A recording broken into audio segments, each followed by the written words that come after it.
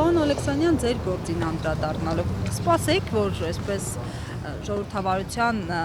անունով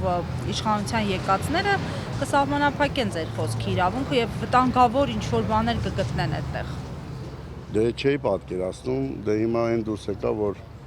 արգելեցին խոսակցություն, իմ վիդեոռոլիկներս արգելեցին, կալանքի տարան 5 ամիս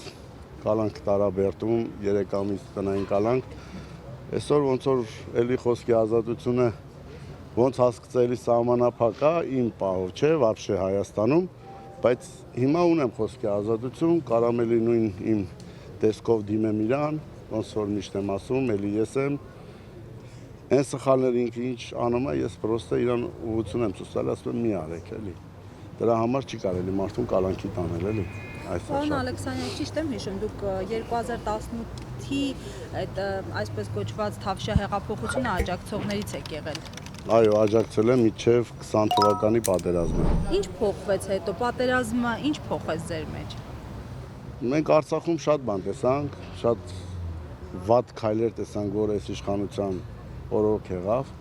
Այդ պարտությունից հետո, որ այս իշխանությունը տարավ մեզի պարտության,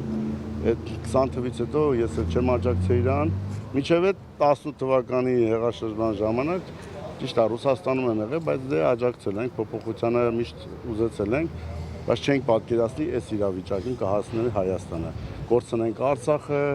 հիմա էլ կորցնելու ենք կամացից Հայաստանը, եթե ընտրվող 26 թվականին։ Ասում է, որ չընտրվեն պատերազմը լինելու սեպտեմբերին։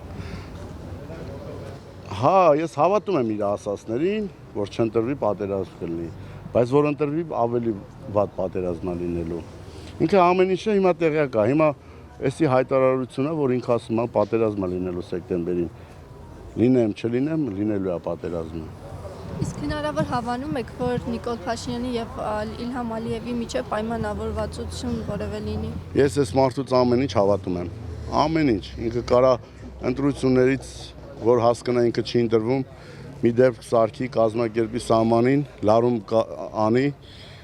ինչ են ասում, մի ռակետ ինչա չկա Հայաստանի սահմաններին, որ արտակարգ դրություն անի, որ ընտրություն չլինի։ Ամեն ինչ այս մարդուց հավատալի է,